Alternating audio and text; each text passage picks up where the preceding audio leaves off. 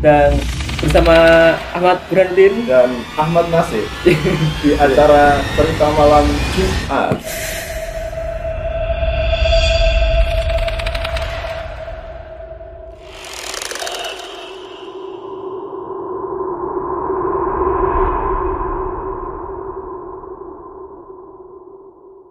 Oke, disclaimer dulu ya. Cerita Malam Jumat ini program baru di Grogolan Channel yang rencananya nanti akan kita rilis setiap malam Jumat seperti itu. Jadi kita akan mendatangkan seseorang ke sini menceritakan kisah real dia. Jadi dia pernah melihat apalah seperti itu, kita share untuk menemani para subscriber setia Grogolan Channel. Dan perlu kita tekankan lagi, acara ini ada sekedar hiburan saja.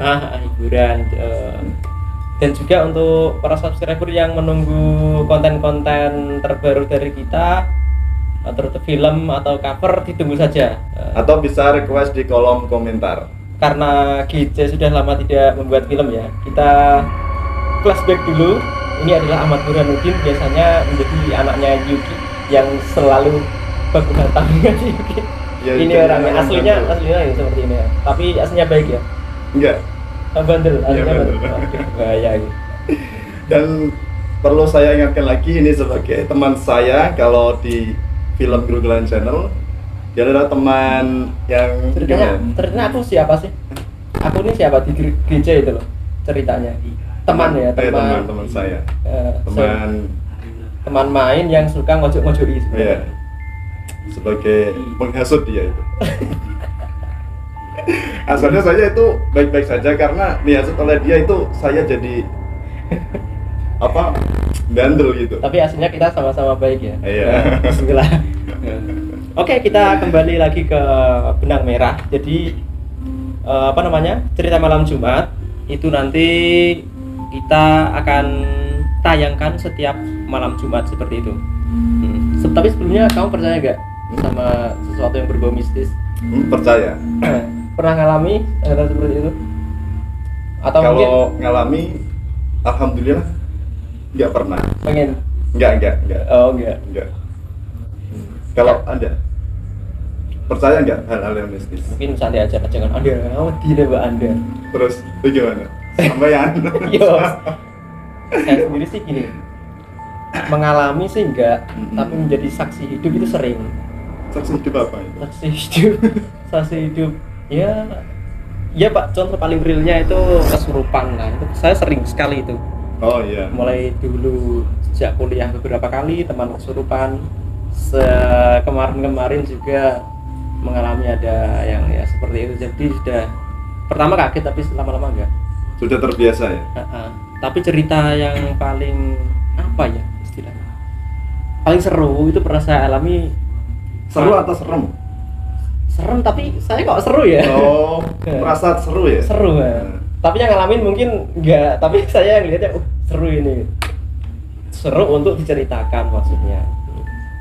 Jadi dulu itu waktu sekitar tahun 2013 itu kan saya awal-awal masuk di perguruan tinggi di Semarang waktu itu. Kalau boleh tahu, Uin Wali Songo Semarang.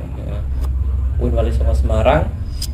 Kemudian kebetulan juga saya dulu jadi komting kalau nggak salah ingat, dan melihat teman-teman saya yang belum terlalu, kan awal-awal kan belum terlalu pada akrab gitu. Terus ada teman saya yang usul, gimana kalau kita adakan makrab itu malam keakraban. Malam keakraban ya, jadi kumpul di suatu tempat, nanti kita buat acara kayak camping seperti itu loh. Nah, kita kumpul, saya ditugaskan sebagai ketua panitia. Kalau boleh tahu itu tempatnya di mana? Oh ya, tempatnya itu di Kebun Teh di desa sekitar sana lah, Semarang atau Ungaran atau mana saya lupa itu.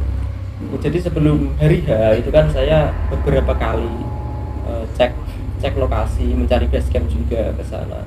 Jadi tempatnya itu memang sejuk, enak gitu kan. Kebun-kebun teh dan juga ada kabut-kabutnya, dan kebetulan waktu itu musim hujan. Jadi saya beberapa kali ke sana. Waktu pertama ke situ sebenarnya saya sudah agak gak enak lihat rumahnya itu, kayak istilah Jawa itu singop.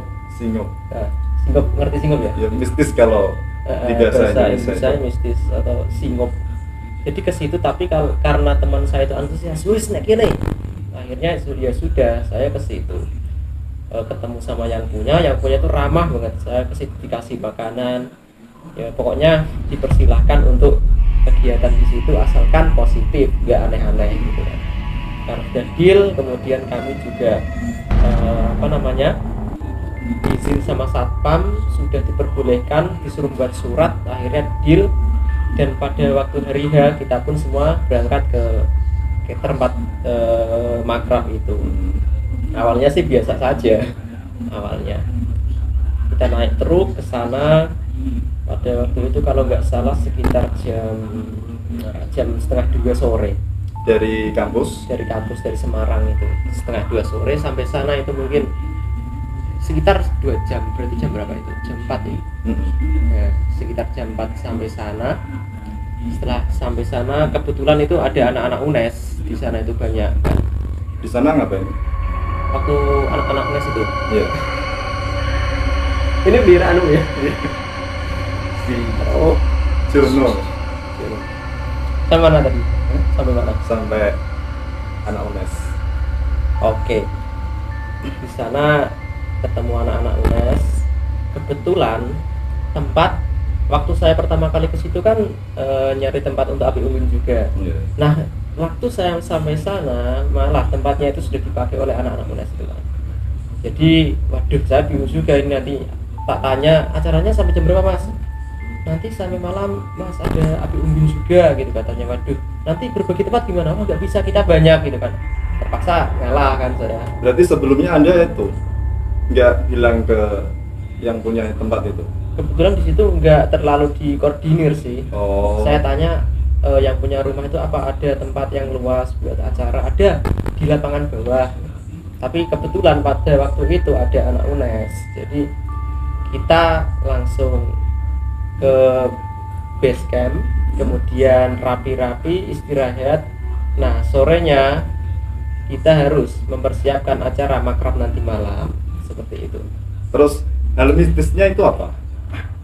Nah, mistisnya itu dimulai pada sore hari. Nah, kebetulan banget itu hujan. Sorenya itu hujan. Jadi waktu rencananya agak siang saya mau cari kayu buat api unggun, itu nggak jadi karena hujan deras banget. Hujan deras. Waktu sekitar jam 5 hampir maghrib itu baru hujan berhenti kan. Terpaksa dong karena saya komting atau ketua makrabnya tadi. Yeah. Saya harus cepet dong cari kayu bakar dan juga cari tempat buat api unggun. Saya ajaklah teman saya keluar nyari tempat, nyari kayu. Ada kayu, saya tanya, wah dipakai sendiri Mas. Cari lagi sampai akhirnya kita itu sampai di sebuah rumah, itu isinya kayu semua. Dan rumah itu di bawah pohon, serem kan.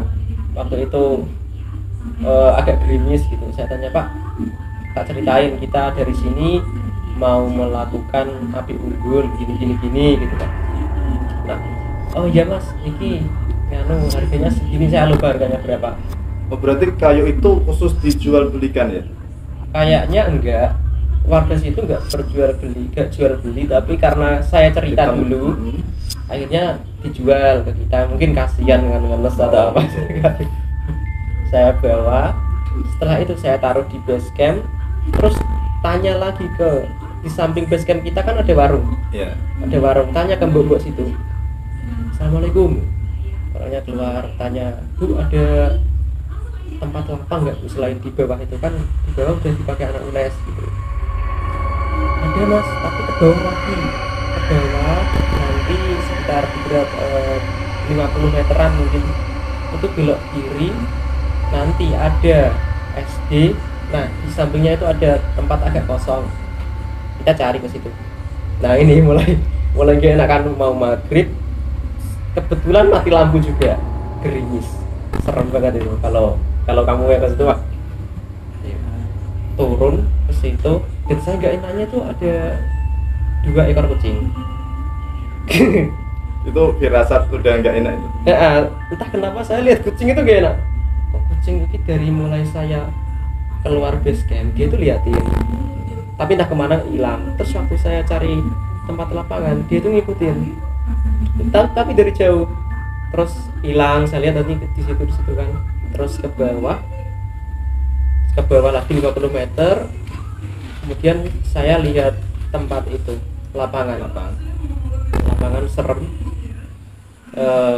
Ya gak enak juga sih situasinya. Dan saya juga ingat ibu-ibunya tadi pesan gini, tapi kalau buat acara itu jangan sampai lewat jam 11 malam mas.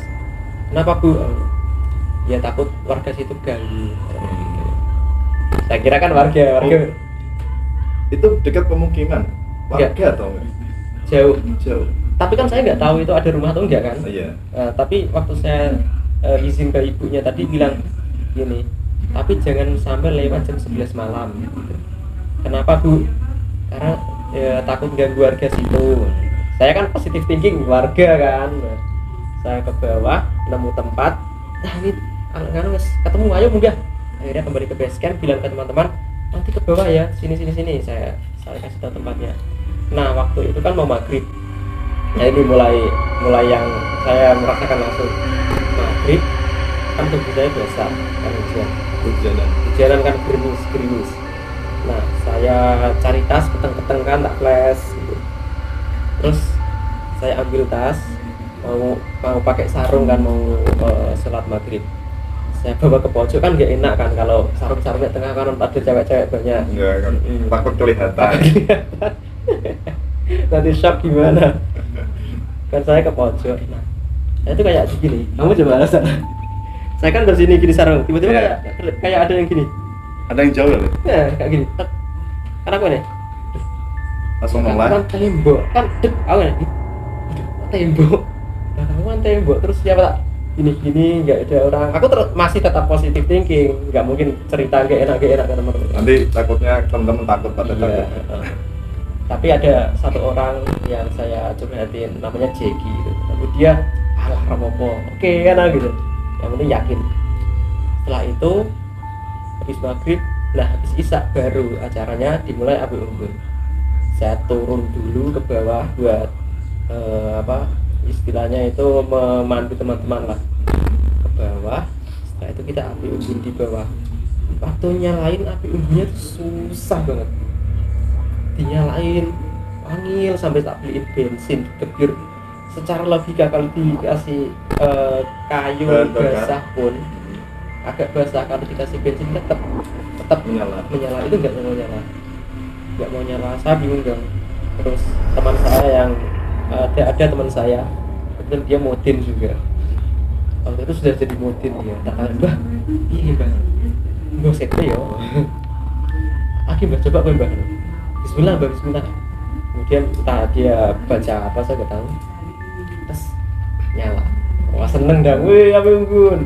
Akhirnya kita langsung di situ kayak tiba-tiba itu euforia bahagia gitu loh. Teriak-teriak, ada yang stand up comedy, ada yang pokoknya show lah macam-macam. Dan itu karena tadi nyalain apinya kan lama. Itu secara tidak kami tidak sadar waktunya itu sudah lewat pukul 11.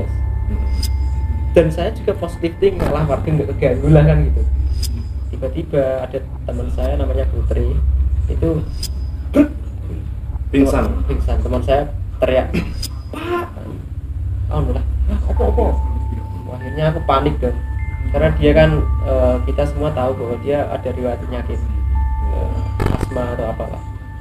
Saya khawatir kan nggak ada yang paham pertolongan pertamanya gimana. Nanti kalau gimana waduh ya ketawanya kena. Diangkat aku dan temanku. Siapa waktu itu? Mungkin Mbak Mudinnya tadi. Saya angkat dan itu berat banget. Masih orang kecil loh. Saya angkat aku dan Mbak Mudin itu berat banget. Saya angkat lari ke atas itu berapa meter itu kan? Sampai ngos-ngosan depan pintu itu hampir jatuh, dia ceblok. Akhirnya sampai ke base camp panik kan, terus kita selimutin, kita apakan lah, kita kasih minyak. Tiba-tiba waktu saya ke situ kan berdua tadi, terus kemudian ada teman saya cewek yang nyusul, suruh nemenin kan, masa berdua cowok kan gak enak. Kok tiba-tiba teman-teman saya pada lari dari bawah, terus pada lari kan, saya suruh lanjutin dulu kan tadi, ini biar tak tangani aku gitu. Tiba-tiba pada balik, terus saya tanya, loh balik apa? Kan malah muntah-muntah kok. Waduh ini yes, balik kabeh tak kon balik, akhirnya balik. Waktu itu wes wangi sekitar setengah 12 malam kan, terus sholat. Pada sholat, setelah sholat yang teman saya tadi masih pingsan, kemudian tiba-tiba dia itu kedinginan, menggigil. Saya suruh meluk teman saya yang cewek, dan waktu di peluk temanku itu dia sudah sadar, tapi dia senyum sinis gitu. Gitu. Aku yang disenyum, saya merinding loh, ada cerita yang disenyum itu aku loh, saya merinding gini. Aku sudah curiga, jangan-jangan ini bukan dia kan, tapi aku diam tetap tenang kan, tenang. Saya curhat lagi sama teman saya namanya Jeki tadi, Jek kok gini, rapopo bisa kosek. Dia juga takut sebenarnya, saya juga. Tapi berusaha nggak mau ngasih tahu yang lain. Terus itu dia sadar habis diperlukan, sadar makan roti, saya kira sudah aman berarti kan. Tiba-tiba mas, aku butuh pipis gitu, pengen kencing. Iya. Itu tuh gak ada yang berani keluar karena gelap banget, gerimis, tapi lampunya udah nyala. Terus diantar temanku anak Tegal 1 dan cewek anak Lasdo 1, dianterin keluar ke... Loh, berarti itu di pemukiman ya? Itu kayak pemukiman tapi kosong? Maksudnya nggak dihuni orang? Nggak padat penduduk gitu loh. Seingat saya itu sampingnya warung, sampingnya rumah, depannya rumah, tapi nggak ada orang. Jaraknya berjauhan? Nggak terlalu jauh, tapi sepi gitu. Sepi. Setelah itu diantar pipis kan, kemudian kembali, dia tidur. Baru sebentar saja tidur kan, aku ayam kan, nggak apa-apa lah, sembuh lah. Tiba-tiba dia kok bangun lagi, nggak ada 5 menit bangun lagi, mas pengen pipis anterin. Aku udah gak enak, kok aneh ya kan, pipis terus ya? betul keluar kamar mandi, masuk lagi kan. Udah tak pantau, aku sudah curiga, udah ngobrol-ngobrol sama temanku berempat tuh, gak enak ya, malah kita di situ cerita horor. Iya, kita cerita horor aneh-aneh, tambah serem kan suasana. Tapi cuma berempat itu yang serem, yang lain nggak tahu, pada tidur. Nggak ada 5 menit, nggak ada 2 menit minta pipis lagi. Terus saya bilang sama teman saya yang cewek, coba nanti waktu pipis kamu lihat dia di dalam kamar mandi ngapain, tak izinnya gitu. Kemudian dia masuk, waktu dilihat katanya itu nggak pipis. Ngapain? Tapi dia cuma jongkok terus gini noleh gitu katanya. Dia takut kan, tapi dia diem kan. Terus dianterin, waktu nganterin kembali ke base camp karena jaraknya agak jauh dari kamar mandi, itu dia takut masuk ke situ. Terus kemudian tidur. Teman saya bilang gini, masa dia kesurupan sih gitu kan. Coba nanya kesurupan, jempol kakinya suruh pencet. Saya juga tahu itu korelasinya apa kan. Masa lah, coba iseng-iseng. Waktu dipegang gini, tiba-tiba dia teriak, gitu. Waduh. Awal sampai itu nggak tahu, nggak curiga kalau itu kerasukan.